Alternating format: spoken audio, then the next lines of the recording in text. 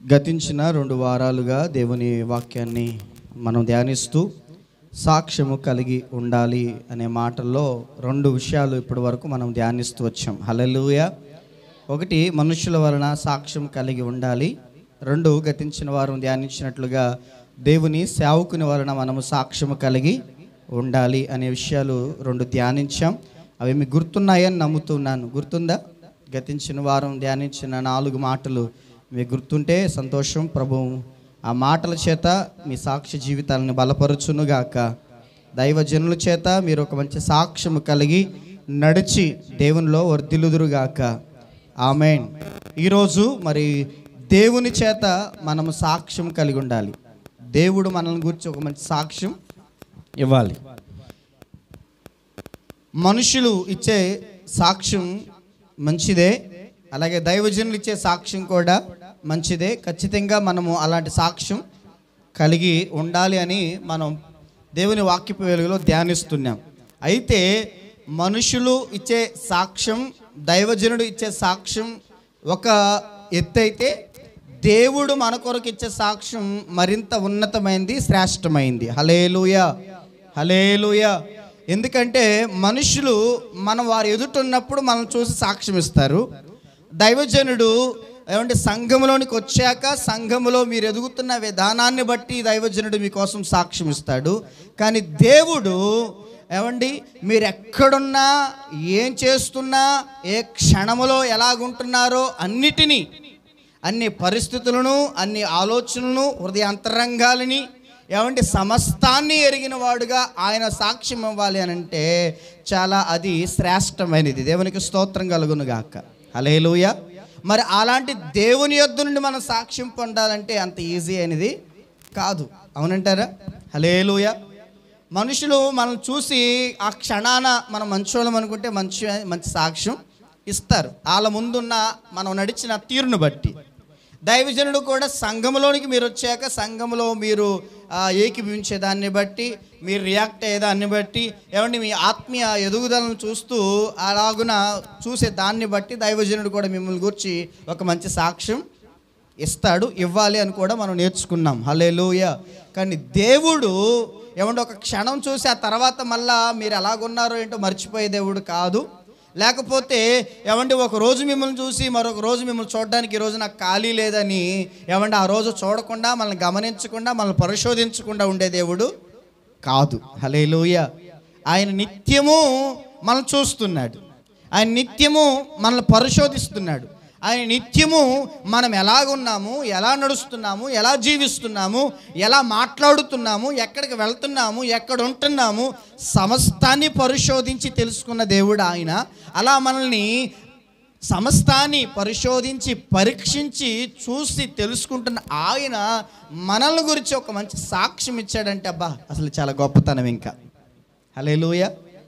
అనుక్షణము మనతో ఉండి మనం చూస్తున్న దేవుడు మన కోసం ఒక మంచి సాక్ష్యం ఇవ్వటం అనేది చాలా శ్రేష్టమైనది. అలా దేవుని యొద్ద నుండి కూడా మనం ఖచ్చితంగా సాక్ష్యం కలిగి ఉండాలి. అందుకే 32వ కీర్తనలో ప్రియమైన దేవుని బిడ్డలారా దేవుని మాట ఏమని తెలియజేస్తుందంటే, ప్రియమైన దేవుని బిడ్డలారా చూద్దాము. 32వ కీర్తన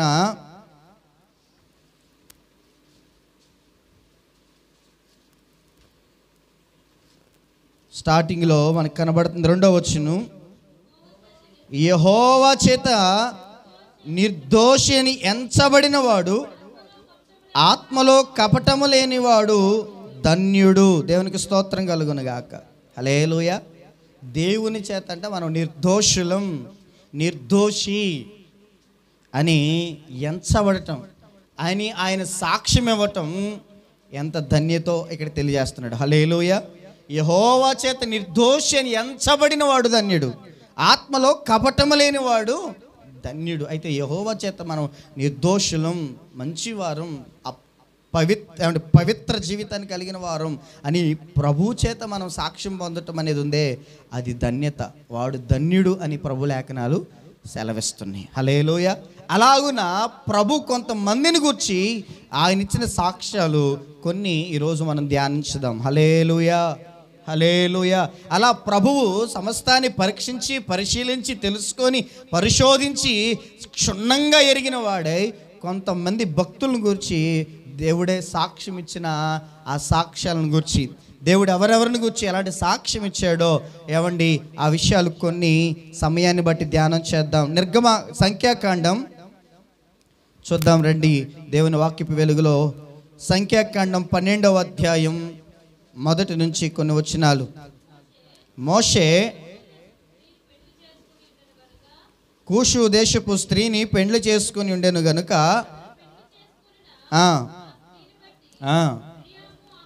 మిరియాము అహరోనులు అతనికి విరోధముగా మాట్లాడిరి. వారు మోషే చేత మాత్రమే యెహోవా పలికించెనా, ఆయన మా చేతను పలికింపలేదా అని చెప్పుకొనగా యెహోవా ఆ మాట వినెను. మోషే భూమి మీదనున్న వారందరిలో మిక్కిలి సాత్వికుడు. యెహోవా మీరు ముగ్గురు ప్రత్యక్షపు గుడారమునకు రండని హఠాత్తుగా మోషే అహరోను మిర్యాములకు ఆజ్ఞ ఇచ్చెను. ఆ ముగ్గురు రాగా యెహోవా మేఘస్తంభములలో దిగి ప్రత్యక్షపు గుడారము యొక్క ద్వారమునద్ద నిలిచి అహరోను మిర్యాములను పిలిచెను. వారిద్దరూ రాగా ఆయన, నా మాటలు వినుడి, మీలో ప్రవక్త ఉండిన ఎడల యెహోవానగు నేను దర్శనమిచ్చి అతడు నన్ను తెలుసుకొనున్నట్లు కలలో అతనితో మాట్లాడెదను. నా సేవకుడైన మోషే అట్టివాడు కాడు. అతడు నా ఇల్లంతటిలో నమ్మకమైనవాడు. నేను గోడభావములతో కాదు, దర్శనమిచ్చి ముఖాముఖిగా అతనితో మాట్లాడుదును. అతడు యెహోవా స్వరూపమును నిదానించి చూచును. కాబట్టి నా సేవకుడైన మోషేకు విరోధముగా మాట్లాడుటకు మీరేలా భయపడలేదనెను. చాలు. హల్లెలూయా, హల్లెలూయా. గమనించండి ప్రియమైన దేవుని బిడ్డలారా, ఇక్కడ దేవుడు మోషేని గురించి ఒక మంచి సాక్ష్యం ఇస్తున్నాడు. హల్లెలూయా. ఏమనంటే ఇక్కడ మూడు విషయాలు కనబడుతున్నాయి. ఒకటి, అతడు మిక్కిలి సాత్వికుడని సాక్ష్యం ఇస్తున్నాడు. రెండు, అతడు నా ఇల్లంతటిలో నమ్మకమైన వాడు అని సాక్ష్యం ఇస్తున్నాడు. మూడు, నేను కలభావాలతో కాదు ఆయనతో మాట్లాడేది, ముఖాముఖిగా నేను ఆయనతో మాట్లాడతాను. దేవుని స్తోత్రం కలుగును గాక. హల్లెలూయా, హల్లెలూయా. ఎవరైనా మీలో ప్రవక్త ఉన్న ఎడల అదిగో దర్శనమిచ్చి కలలో నేను అతనితో మాట్లాడతా. కానీ మోషే అట్టివాడు కాడు. నేను ఏకంగా నేరుగా ముఖాముఖిగా, గోడ భావాలతో కాదు, సాదృశ్య రూపంలో కాదు, నేను ముఖాముఖిగా మోషేతో మాట్లాడతా. ఆయన నన్ను నిదానించి చూడగలిగిన వాడు అంటూ మోషేని గురించి ఒక 3 విషయాలు ఇక్కడ దేవుడు సాక్ష్యం ఇస్తున్నాడు. దేవునికి స్తోత్రం కలుగును గాక. హల్లెలూయా, హల్లెలూయా. ఏమండి, దేవుడు ఒక వ్యక్తిని గురించి, అతడు నాయకుడే కావచ్చు, ప్రవక్తే కావచ్చు, ఇక్కడ ఆలోచన చేస్తే అతన్ని ఒక వ్యక్తిగా మనం ఆలోచన చేద్దాం, ఒక నాయకునిగా, ఒక ప్రవక్తగా మనం ఆలోచన చేద్దాం. ఈ రీతిగా ఒక వ్యక్తిని గురించి దేవుడు ఏమని సాక్ష్యం ఇస్తున్నాడో తెలుసా? అతడు మిక్కిలి సాత్వికుడు. హల్లెలూయా. ఏమండి, ఆ సందర్భాన్ని మనం ఒకసారి ఆలోచన చేస్తే అక్కడ అహరోను మిర్యాములు ఏమండి మోషే మీద ఏమండి అంటున్నారంట, మోషే చేతనే పలికించాడా దేవుడు? నేను పలకలేదా? నా చేత దేవుడు పలికించలేదా? హల్లెలూయా. అంటే దేవుడు అన్నాడు కదా, అహరోను నీకు నోటిగా ఉంటాడు, నీకు నోటిగా అతడు నీకు బదులుగా మాట్లాడతాడు అని చెప్పేసి మోషేతో దేవుడు మాట్లాడాడు పిలిచిన ఆరంభంలో. దేవుని స్తోత్రం కలుగును గాక. కాబట్టి ఇప్పుడు నేను మాట్లాడలేదా, నేను పలకలేదా? దేవుడు మాతో కూడా, మా నోటి నుండి కూడా పలికించలేదా? మోషేనే నాయకుడా? మోషేనే ఇదిగో ఏమండి ప్రవక్తగా ఉండాలా? మోషేనే ఏమండి నడిపించాలా? మా ద్వారా దేవుడు కార్యం చేయలేదా? మా ద్వారా దేవుడు అద్భుతం చేయలేదా? మా ద్వారా దేవుడు పలికించలేదా? మాలో ఉండి కూడా దేవుడు ప్రజలతో మాట్లాడలేదా అని ఏమండి ఏం చేశారంట?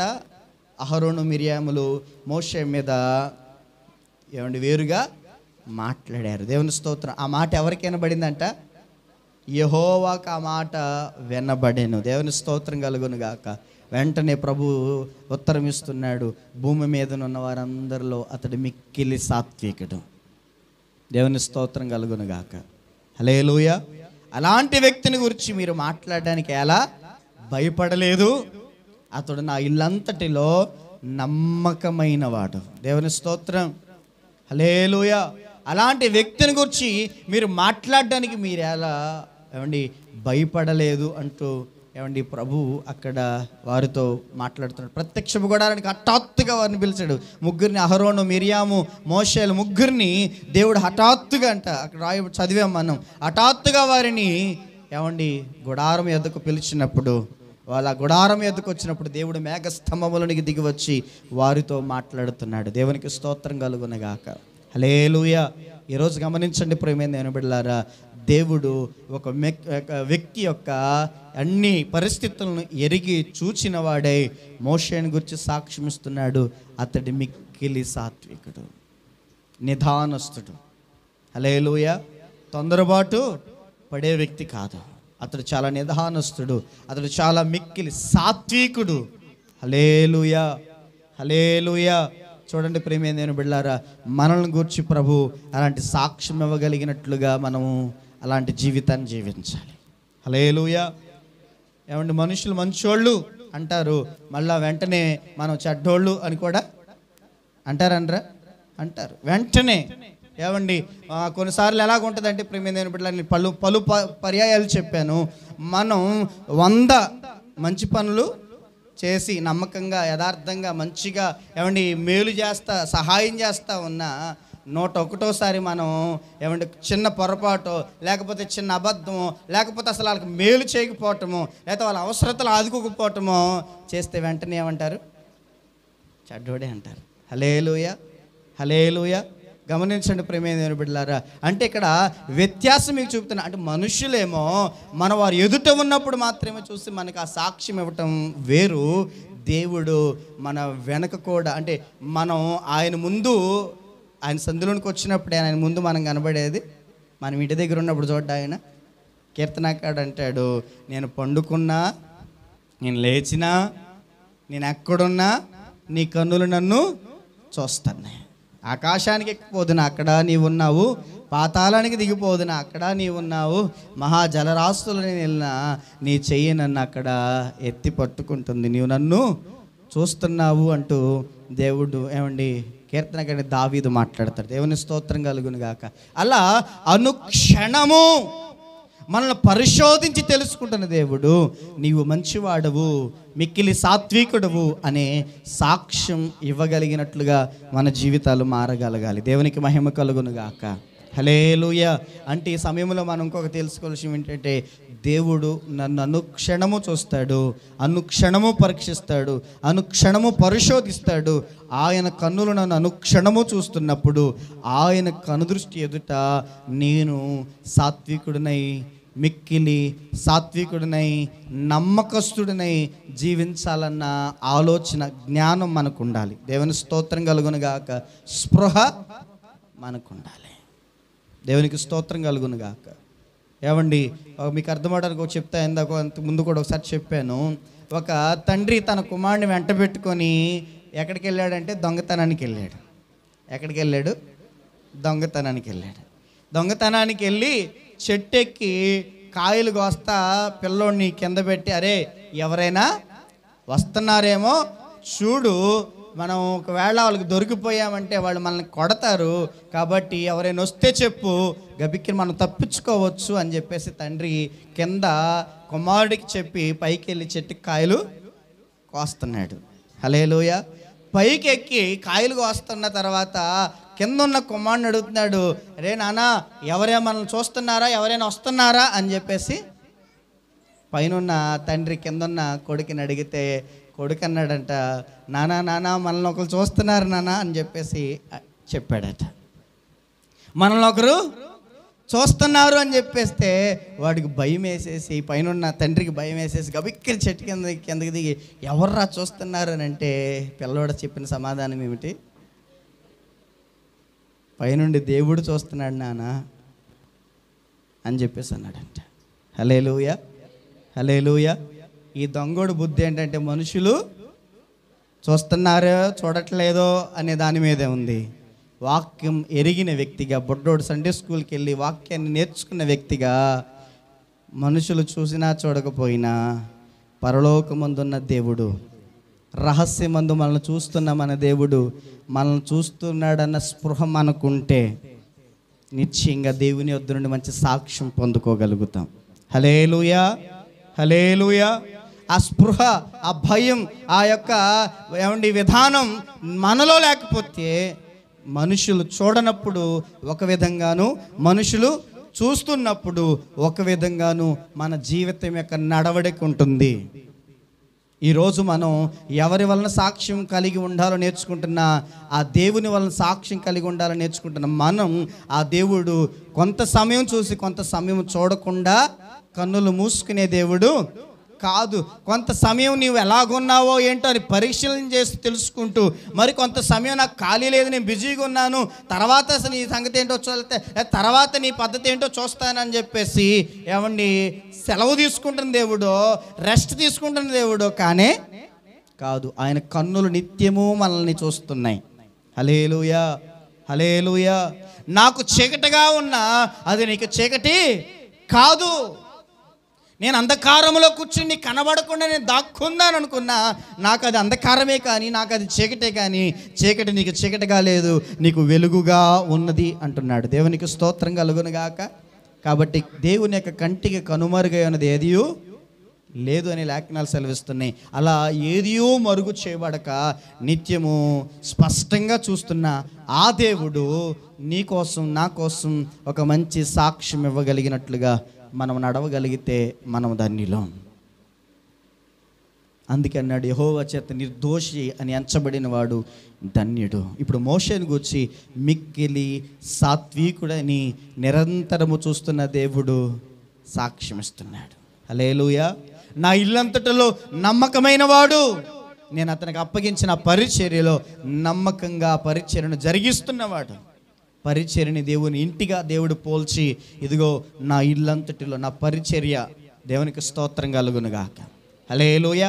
నేను అప్పగించిన ఈ పరిచర్య అంతటిలో నమ్మకంగా చేస్తున్న అతన్ని పట్టుకొని మీరెలాగున మాట్లాడడానికి మీరెలా భయపడలేదు?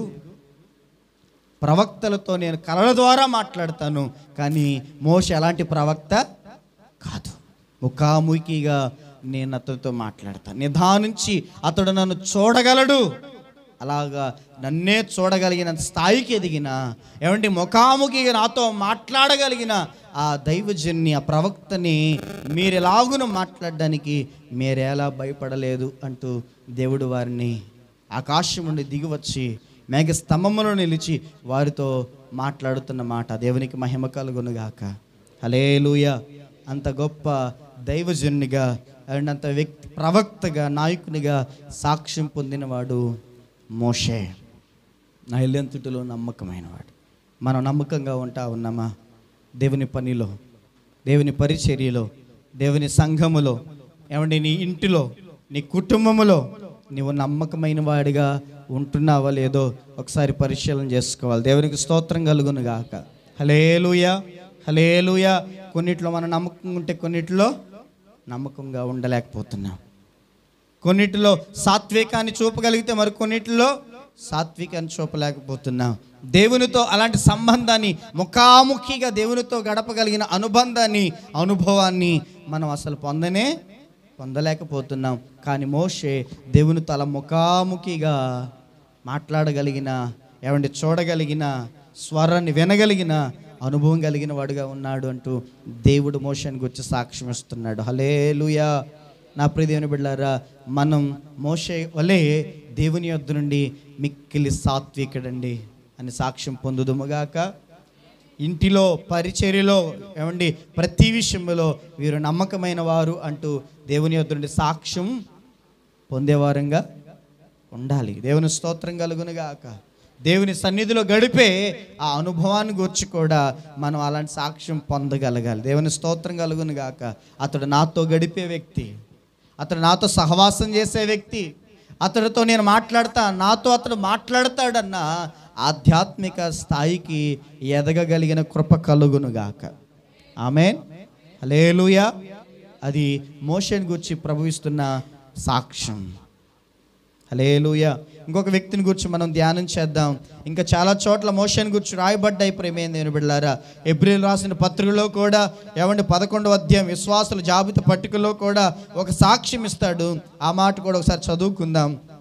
హెబ్రీయులకు రాసిన పత్రిక 11వ అధ్యాయములో అక్కడ కూడా దైవజనుడైన పౌలు చేత ఆ మాటను రాయిస్తూ విశ్వాసుల జాబితా పట్టికలో ఆ మాటను తెలియజేస్తూ మోషేని గురించి అక్కడ కూడా ఒక చక్కని సాక్ష్యం ఇస్తున్నాడు. 11:24 వచనం చదువుదామా?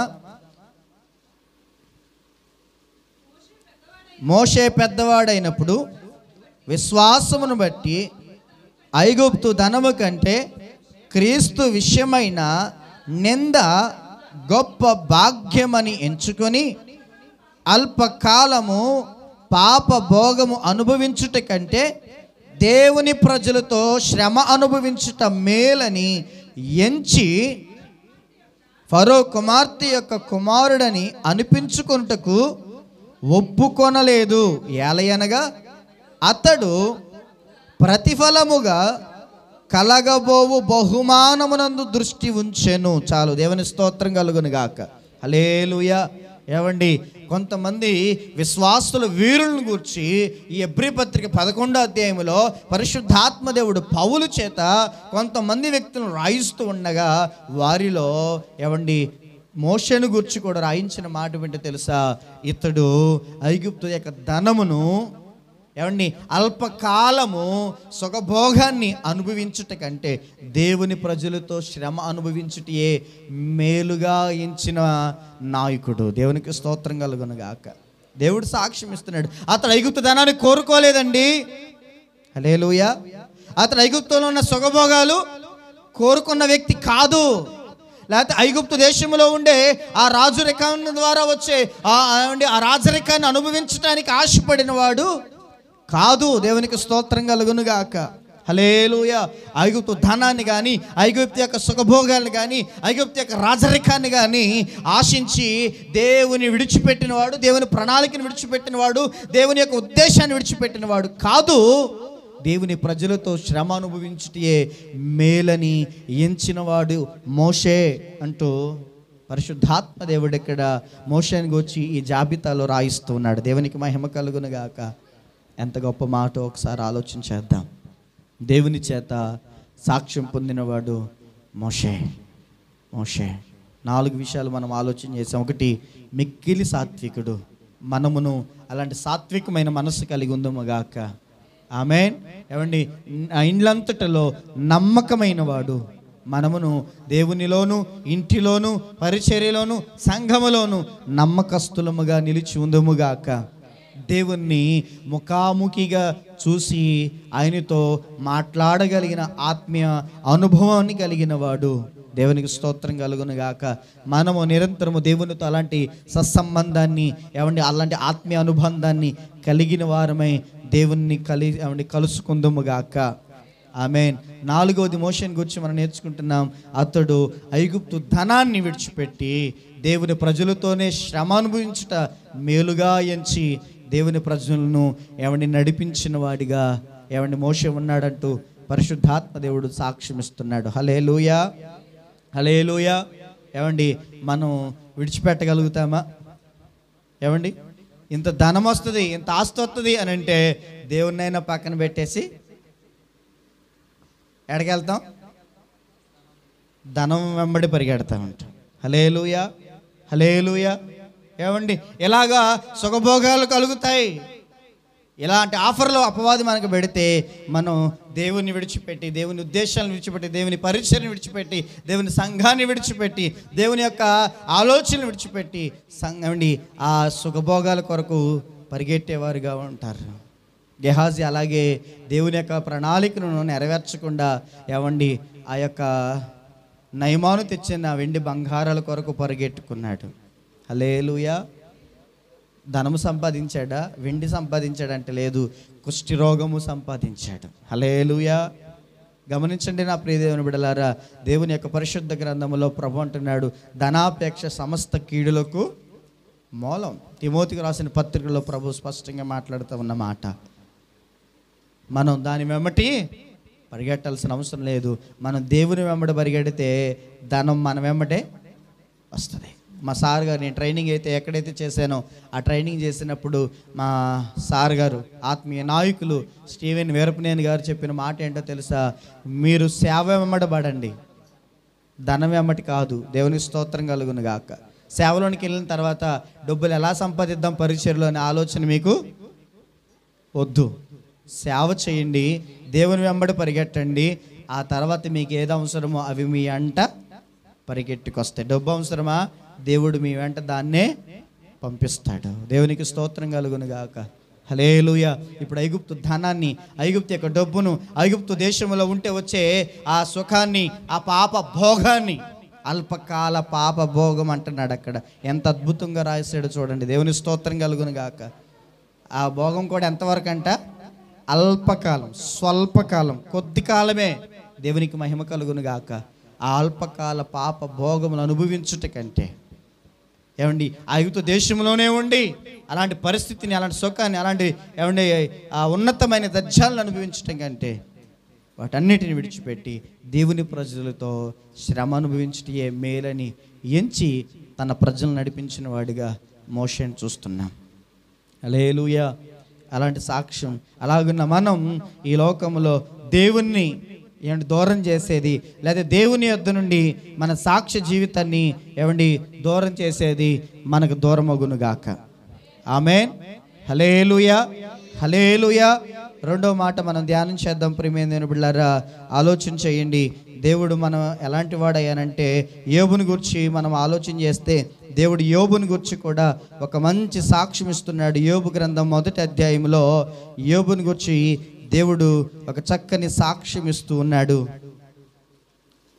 యోబు గ్రంథం 1వ అధ్యాయం 1వ వచనం చదువుకుందామా? యూజు దేశమందు యోబు అను ఒక మనుషుడుండెను. అతడు యథార్థవంతుడు, న్యాయవంతుడునై దేవుని యందు భయభక్తులు కలిగి చెడుతనమును విసర్జించిన వాడు. చాలు. దేవునికి స్తోత్రం కలుగును గాక. హల్లెలూయా.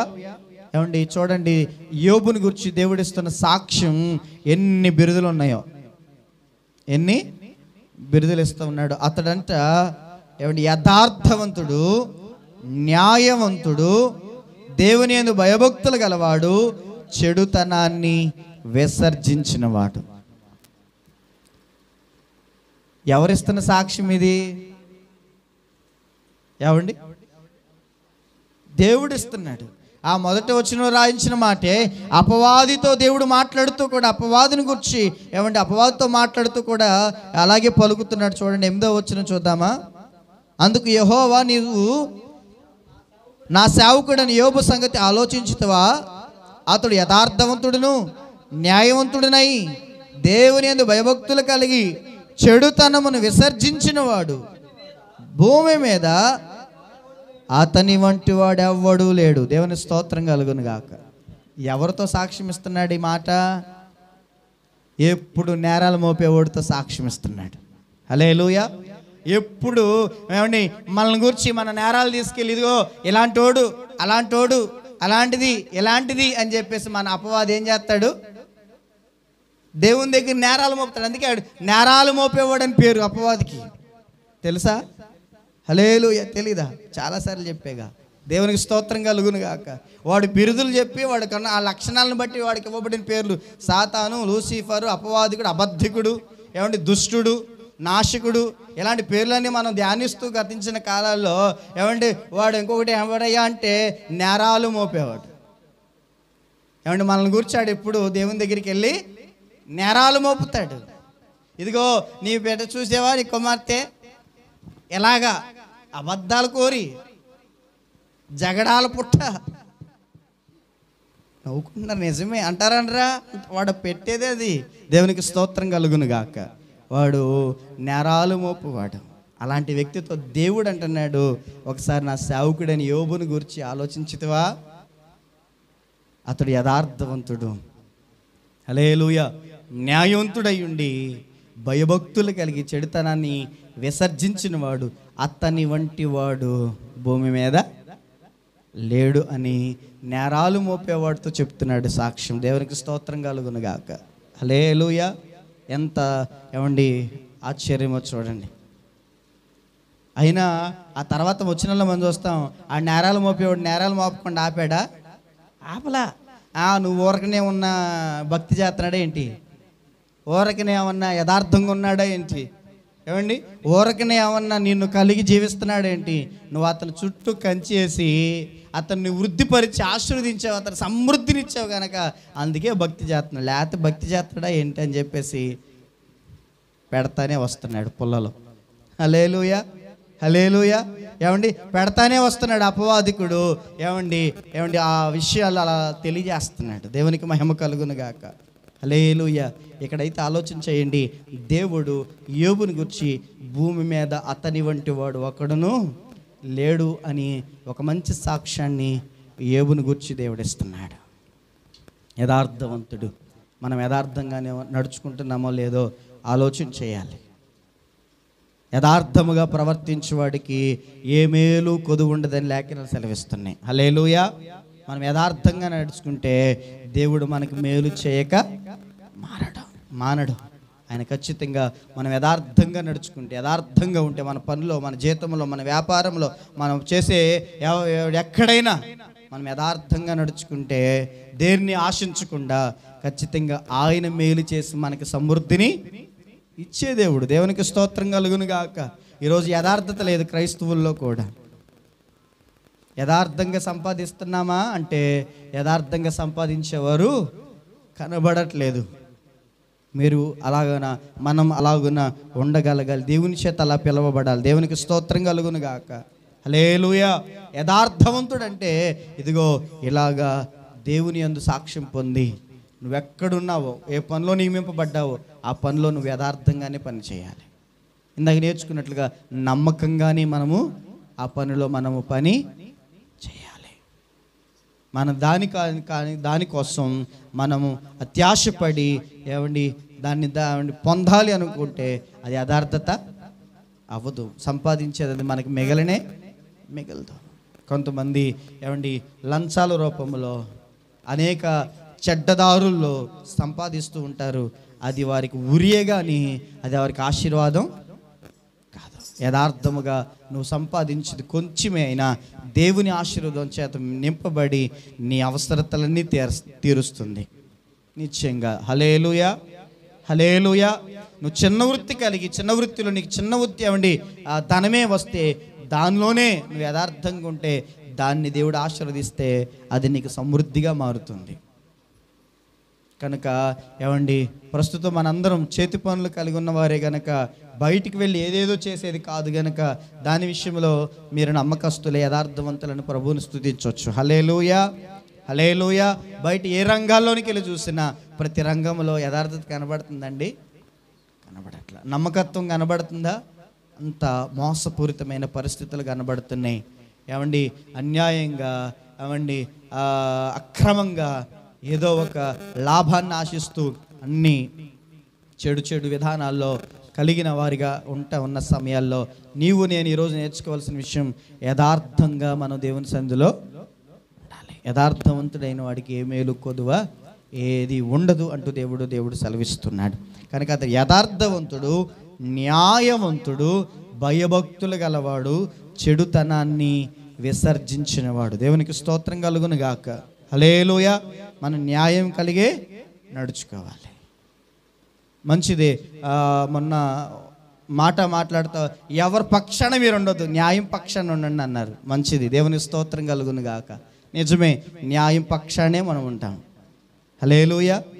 ఏమండి ఏది వాక్యమో ఆ వాక్యం పక్షానే ఉండ, ఏది సత్యమో ఆ సత్యం పక్షానే మాట్లాడతాం, ఆ సత్యాన్నే బోధిస్తాం. ఏమండి అసత్యం బోధించడం, అసత్యం ఏమండి విధానంలో ఉండటం మనకు వద్దు. దేవునికి స్తోత్రం కలుగును గాక. లేదు, వద్దు. దేవునికి మహిమ కలుగును గాక. హల్లెలూయా. కాబట్టి అతను న్యాయవంతుడు, అలాగే భయభక్తులు కలిగినవాడు. భయభక్తులు అనే దానికి ఒక నిర్వచనం ఎప్పుడు మనం నేర్చుకుంటాం. ఏంటి చెప్తారా? భయం అని అంటే దేవుడు వద్దు అన్న వాటిని చేయకుండా ఉండటం. భక్తి అంటే దేవుడు వేటినైతే చేయమని చెప్పాడో వాటిని చేయటం. భయభక్తులు కలిగిన జీవితం. హల్లెలూయా, హల్లెలూయా. ఏమండి, భయము దేవుడు పలానా వద్దు చేయొద్దు అన్నాడు, అది చేయకుండా ఉండటం దేవుని ఎడల మనం చూపే భయం.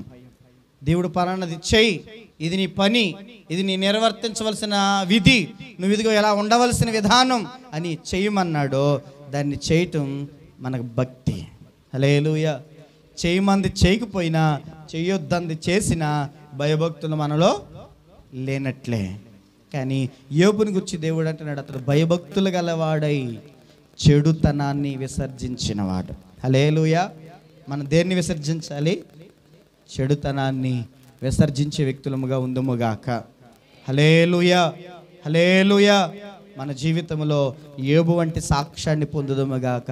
ఎవరికి సాక్ష్యం ఇస్తున్నాడయ్యా అంటే, నేరాలు మోపే అపవాదితో నా సేవకుడిని నీవు చూచితివా, అతడు వంటి వాడు ఎవడును భూమి మీద లేడు అంటూ సాక్ష్యం ఇస్తున్నాడు.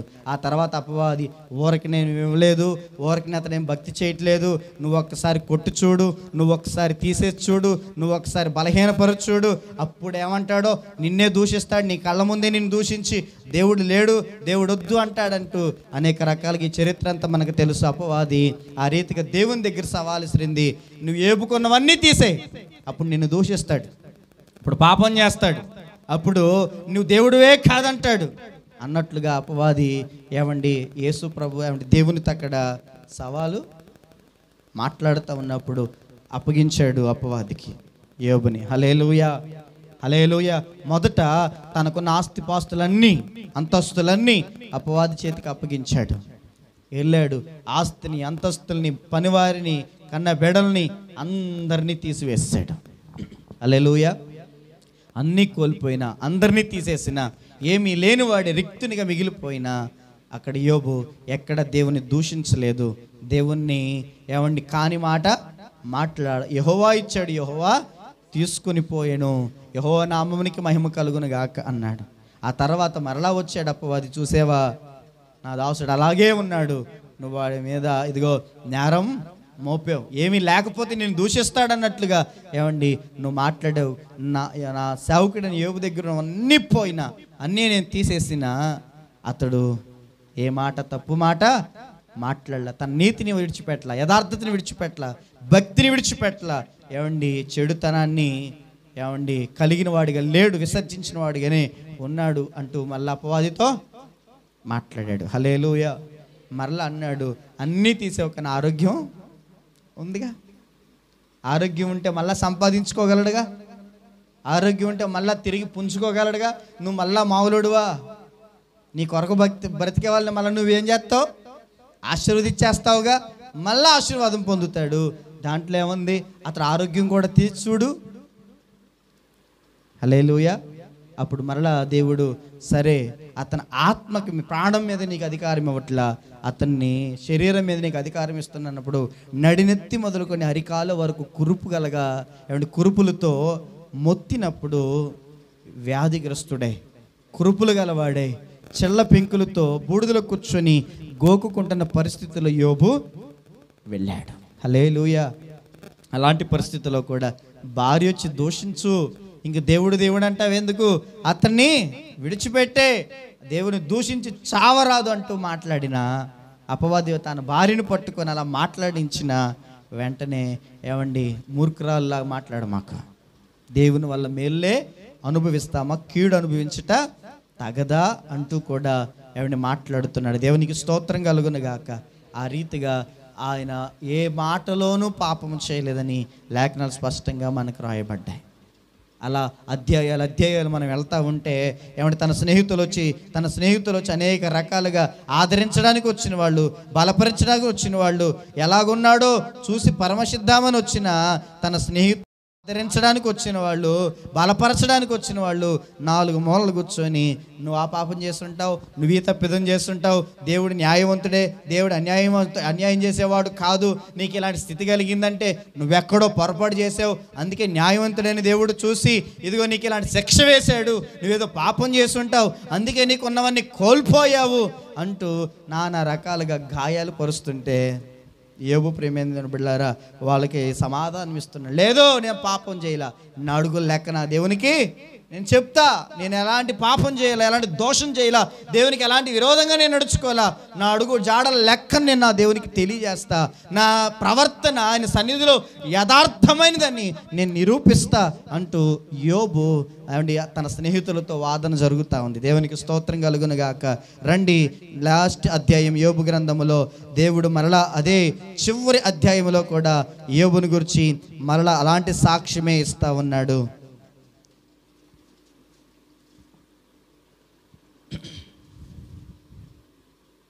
7వ వచనం చూద్దామా?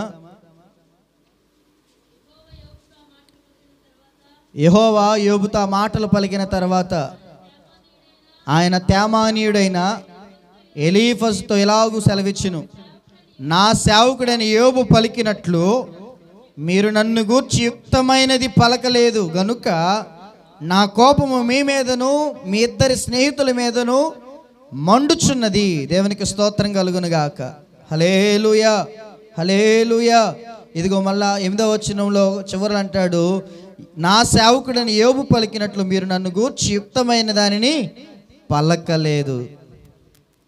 చూడండి, చివరిలో కూడా మరలా అధ్యాయంలోనికి మనం వెళ్ళిపోతే యోబు ఎక్కడా కూడా దేవుని గూర్చి చెడ్డ మాట పలకల. వీళ్ళు ఎలా పలికారు అంటే దేవుని గూర్చి చెడ్డ మాటలు పలికారు. ఏమండి, అలాగా అంటూ కూడా వాళ్ళు వాదిస్తూ వచ్చారు. కానీ యోబు తన యథార్థతను విడిచిపెట్టలేదు, తన భక్తిని విడిచిపెట్టలేదు. దేవుని సన్నిధిలో ఆయన్ని కలుసుకుంటా, ఆయన్ని ఎదుర్కొంటా, ఇదిగో నేను ఎలాంటి దోషం చేయలేదని ఆయనకి నేను నిరూపించుకుంటా. మీరెవరు వద్దు, మీ ఎదుట నిరూపించుకోవాల్సిన అవసరం నాకు లేదు, మీ ఎదుట నేను చెప్పినా మీరు అర్థం చేసుకునే స్థితిలో మీరు లేరు. ఆదరించడానికి వచ్చిన వాళ్ళు మీరు నన్ను గాయాలు పరుస్తున్నారు, కాబట్టి మీతో నాకు వాదన వద్దు, మీతో నాకు వద్దు. నేను నేరుగా నా దేవునికి నా జీవితం ఏంటో, నా యథార్థత ఏంటో, నా నీతి ఏంటో నిరూపించుకుంటా అంటూ నిలబడ్డాడే కానీ ఎక్కడ యోబు తన కలిగిన పరిస్థితుల్లో, తన స్నేహితులు చారాక మాట్లాడుతున్న పరిస్థితుల్లో కూడా దేవుణ్ణి దూషించిన వాడుగా యోబు లేడు. అందుకంటున్నాడు, అతడు పలికినట్లుగా యుక్తమైన దాన్ని మీరు పలకలా. దేవుడు ఏమంటున్నాడంటే అతడు నన్ను గూర్చి మంచిగానే పలికాడు, యుక్తమైన దానిగానే మాట్లాడాడు, కానీ మీరు అలాగా మాట్లాడలేదంటూ కూడా యోబుని గురించి సాక్ష్యం ఇచ్చి యోబు స్థితిగతులు మరలా మార్చివేశాడు ఆయన. హల్లెలూయా. 2 ఆశీర్వాదముతో నింపి మరలా ఏమండి చూస్తాం ఆ అధ్యాయాల్లో, అంతకుముందు 500 జతల ఎడ్లు కలిగి ఉంటే ఇప్పుడు 1000. ఏమండి ఆ వచనాలు చూద్దామా? ఆశీర్వాదకరమైన మాటలు ఒకసారి చూద్దాం. ఎలాగున దేవుడు అతను కలగజేశాడో 12వ వచనం చూద్దాం. యెహోవా యోబును మొదట ఆశీర్వదించిన దానికంటే మరీ అధికముగా ఆశీర్వదించెను. అతనికి 14,000 గొర్రెలను, 6,000 ఒంటెలను, 1000 జతల ఎడ్లను, 1000 ఆడగాడిదలను కలిగెను. మరలా అతనికి 7 కుమారులు, 3 కుమార్తెలు కలిగిరి. దేవునికి స్తోత్రం కలుగును గాక. హల్లెలూయా.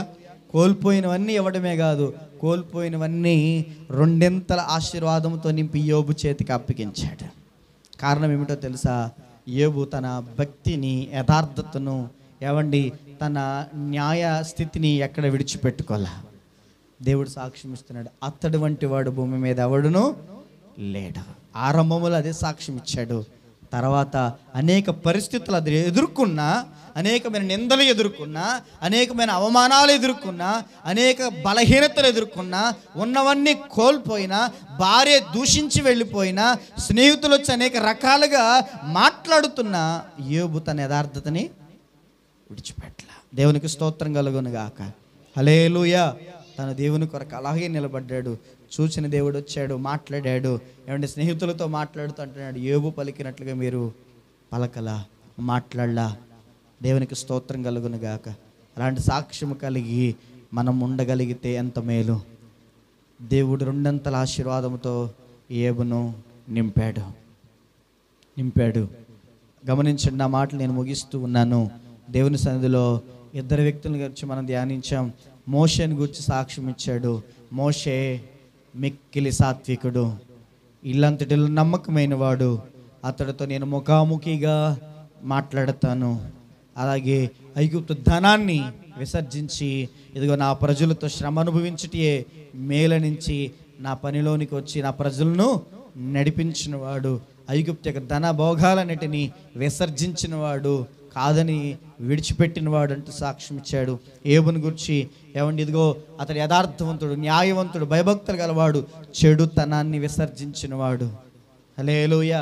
అలాంటి సాక్ష్యం అపవాదితో ఇచ్చిన, ఎన్నో శ్రమలు శోధనలు ఎదుర్కొన్న, పరీక్షింపబడిన తన యథార్థతను కానీ తన భక్తిని కానీ అక్కడ అతడు విడిచిపెట్టుకోలేదు, అలాగ నిలబడ్డాడు. ఏమండి, దేవుని సందులో మరలా రెండింతల ఆశీర్వాదము చేత దేవుడు యోబుని నింపాడు. హల్లెలూయా, హల్లెలూయా.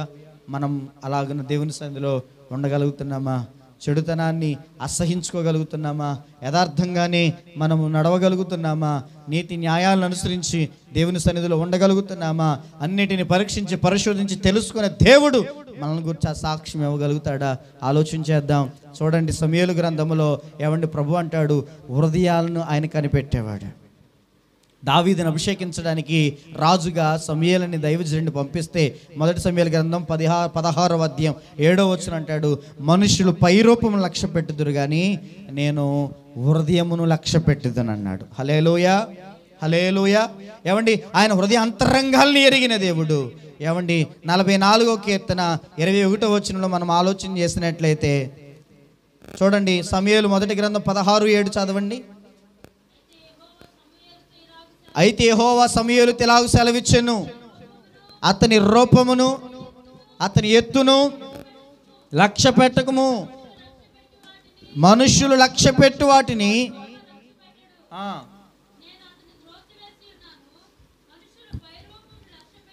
మనుషులు పైరూపం లక్ష్య పెట్టుదురు కానీ యెహోవా హృదయమును లక్ష్య పెట్టును.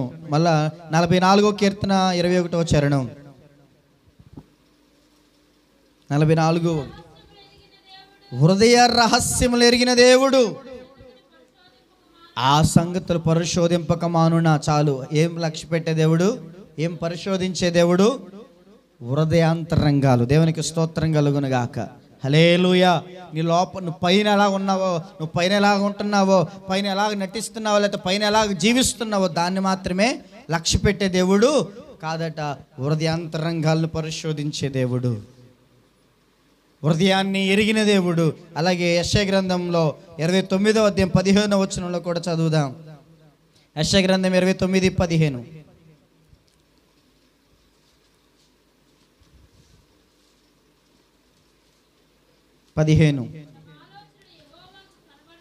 తమ ఆలోచనలు యెహోవాకు కనబడకుండా లోపల దాన్ని మరుగు చేయు చూచి వారికి శ్రమ. మమ్మల్ని ఎవరు చూచెదరు, మా పని ఎవరికి తెలియను అనుకొని చీకటిలో తమ క్రియలు జరిగించు వారికి శ్రమ. చాలు. హల్లెలూయా, హల్లెలూయా.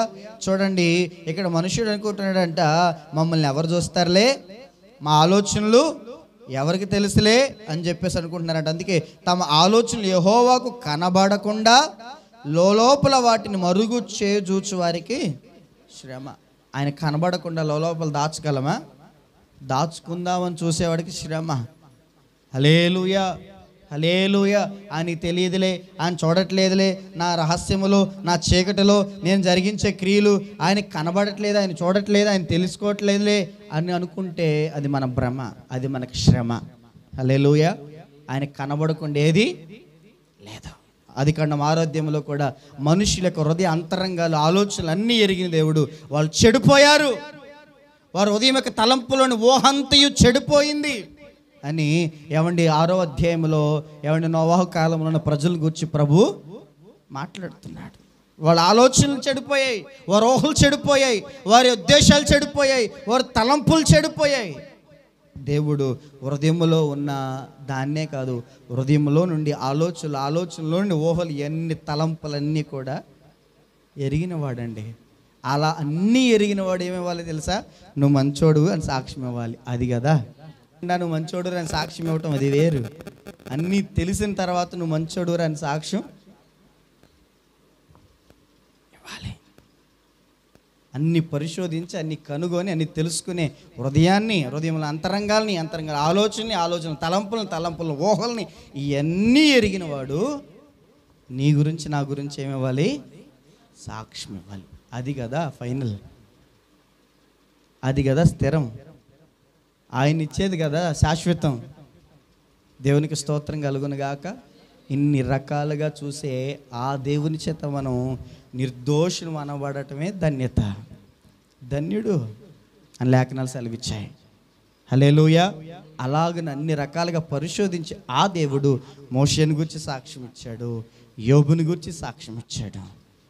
ఇంకా చాలామంది బైబిల్ గ్రంథంలో భక్తులు ఉన్నారు, వివరించుకోవడానికి సమయం చాలదు. ఈ ఇద్దరు వ్యక్తుల జీవితాల్లో దేవుడిచ్చిన ఆ గొప్ప సాక్ష్యాలు ఇంత ఉన్నతమైనవో, అలాంటి నమ్మకత్వాన్ని, అలాంటి యథార్థతను, అలాంటి సాత్వికాన్ని, అలాంటి దేవునితో ముఖాముఖిగా గడిపే అనుభవాన్ని, అలాగ చెడుతనాన్ని అసహించుకునే విధానాన్ని మనము కలిగి జీవించటం మనకు మేలు. హల్లెలూయా. నా హృదయ ఆలోచన దేవుడికి తెలియదులే, ఆయనకు చూడలే అనుకున్న వాడికి శ్రమ అంట. మనుషులు పై రూపాలే నువ్వు గమనించలేరు. హల్లెలూయా. దేవుడు నీ వంకర నడతలన్నీ చూస్తాడా? చూస్తాడు. హల్లెలూయా. నీ వంకర త్రావలన్నీ చూస్తాడు, నీ వంకర బుద్ధులన్నీ చూస్తాడు, నీ వంకర తలంపులన్నీ చూస్తాడు, నీ వంకర చూపులన్నీ చూస్తాడు. అందరి అవునా కదా? హల్లెలూయా. హల్లెలూయా. వంకర చూపులన్నీ చూస్తాడు. ఎక్కడ చూస్తున్నాం, ఎడు చూస్తున్నాం, ఎలా చూస్తున్నాం, ఎలా అన్నీ మొత్తం చూస్తాడు. ఏమంటే అలా ఆలోచిస్తున్న వంకర తలంపులన్నీ చూస్తాడు. అది పరిశుద్ధమైనవైతే పరిశుద్ధముగాను, అవి ఏమంటే పరిశుద్ధము కానివైతే పరిశుద్ధము కాని వాటిగా కూడా ఆయనకి మరుగై ఉన్నది ఏది లేదు. ప్రేమైన దేవుని బిడ్డలారా, అలా చూస్తున్న దేవుడు ఆయన ప్రతిఫలం ఇస్తాడు. ఆయన ఫైనలైజ్ చేసి ఆయన ఎవరికి ఇచ్చే ప్రతిఫలం ఆయనకి ఇస్తాడు. అందుకన్నాడు, ప్రతివానికి ఇచ్చుటకు జీతం నా యొద్ద ఉంది, ఆ జీతాన్ని పట్టుకొని వస్తున్నాను అన్నాడు ఆయన. హల్లెలూయా. ఎవరు? ప్రతివాని క్రియలు చొప్పున జీతం ఇవ్వడానికి నేను వస్తున్నా, నేను రానై ఉన్నా. రెండవ రాకడలో ప్రభు రాబోతున్నాడు. నీ జీవితానికి తగిన ప్రతిఫలం నీకు ఇవ్వడానికి, నా జీవితానికి తగిన ప్రతిఫలం నాకు ఇవ్వడానికి, ప్రతి వ్యక్తికి తగిన ప్రతిఫలం దేవుడు ఇవ్వడానికి, వాని క్రియలు చొప్పున జీతం ఇవ్వడానికి ప్రభు వేగరమే రానై ఉన్నాడు. హల్లెలూయా. ఈలోపు మన స్థితిగతులు మార్చుకొని దేవుని యొద్ద ఏం పొందుకోవాలి? మంచి సాక్ష్యం పొందుకోవాలి. మన వంకర బుద్ధులు, ఆలోచనలు, తలంపులన్నీ మనం విడిచిపెట్టుకొని యెహోవా చేత నిర్దోషి అన పిలవబడగలిగిన కృప కలుగునుగాక. ఆమేన్. హల్లెలూయా. హల్లెలూయా. దేవుని చిత్తం ఇక్కడితో ముగించుకుందాం. ఇంకా చాలామంది నేను సిద్ధపడిన వారు అనేక మంది ఉన్నారు. దేవుని చిత్తమైతే ఆయన నడిపిస్తే, లేకపోతే ఆయన మరలా జ్ఞాపకం చేయమంటే వచ్చేవారం కంటిన్యూ చేస్తాను. లేకపోతే ఈ వారానికి ఇదిగో 3 సాక్ష్యాలు మనం ముగించుకుంటున్నాం. 1, మనుషుల వలన మనం సాక్ష్యం పొందాలి. 2, దైవజనుని వలన సాక్ష్యం పొందాలి. 3, దేవుని వలన మనము సాక్ష్యం పొందాలి. దేవుని వలన సాక్ష్యం పొందిన వారిలో మోషేని గూర్చి, యోబుని గూర్చి మనము నేర్చుకున్నాం. అలాగున మనము దేవుని యొద్ద నుండి అతని వంటి వాడు లేడు, అతని వంటి నమ్మకస్తుడు లేడు, అతని వంటి యథార్థవంతుడు లేడు, అతని వంటి సేవకునికి విధేయత చూపువాడు లేడు, అతని వంటి సంఘములో క్రమముగా నడిచి సాక్ష్యం దేవుడు మన గురించి ఇవ్వాలి. హల్లెలూయా. హల్లెలూయా. కాబట్టి అలాంటి కృప మనకు ప్రభు కలుగు చేయునుగాక. ప్రభు ఈ మాటలు మన వినికిడిలో దీవించునుగాక. తల్ల వంచండి, ప్రార్థన చేద్దాం.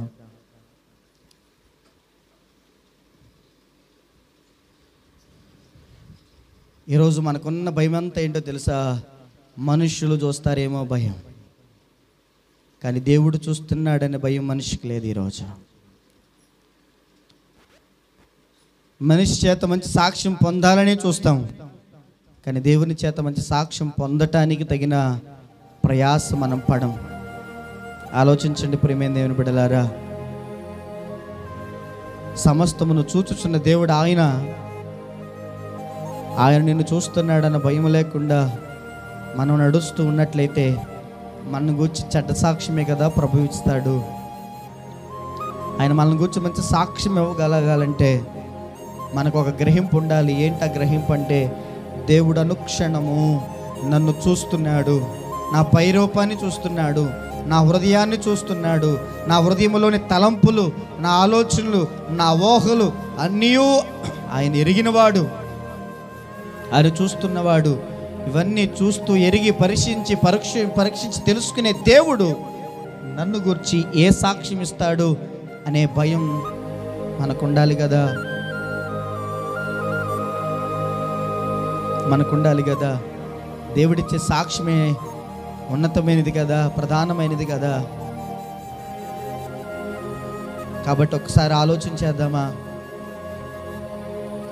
చివరిలో యెషయా గ్రంథంలో చదువుకున్నట్లుగా, నా ఆలోచన యెహోవాకు కనబడవలే అనుకున్న వాడికి శ్రమ అంట. నేను రహస్యముగా జరిగించే నా పాపము చీకటి క్రియలు దేవుడు కనబడవలే అనుకున్న వాడికి శ్రమ అంట. కనబడవు అనుకుంటున్నావేమో, చూడట్లేదు అనుకుంటున్నావేమో, తెలియదు అనుకుంటున్నావేమో. ఏమండి, ఆయనకన్నీ తెలుసు. ఆలోచన తెలుసు, తలంపులు తెలుసు, ఊహలు తెలుసు, క్రియలు తెలుసు, ప్రవర్తన తెలుసు, మాట తెలుసు. సమస్తం ఆయన పరీక్షించి తెలుసుకుంటున్నాడు. ఆకాశం నుండి నరులను ఆయన పరిశీలించి తెలుసుకుంటున్నాడు. ఆయనకు మరుగైనది ఏదీ లేదు. నువ్వు మరుగు చేద్దామనుకున్న మరుగు చేయబడేది ఏమీ ఉండదు. దేవుడు సాక్ష్యం ఇవ్వాలి, దేవుడు మన గురించి సాక్ష్యం ఇవ్వాలి. Hallelujah, thank you Jesus, holy spirit. ప్రభు మనతో మాట్లాడిన మాటను మీ హృదయాల్లోనికి చేర్చుకొని ప్రార్థన చేద్దాం. మంచి నేలను పడిన విత్తనముల వలె నూరంతల ఫలము వాక్యం మన హృదయాల్లో ఫలించాలి. దేవుని చేత సాక్ష్యం కలిగి ఉండాలి.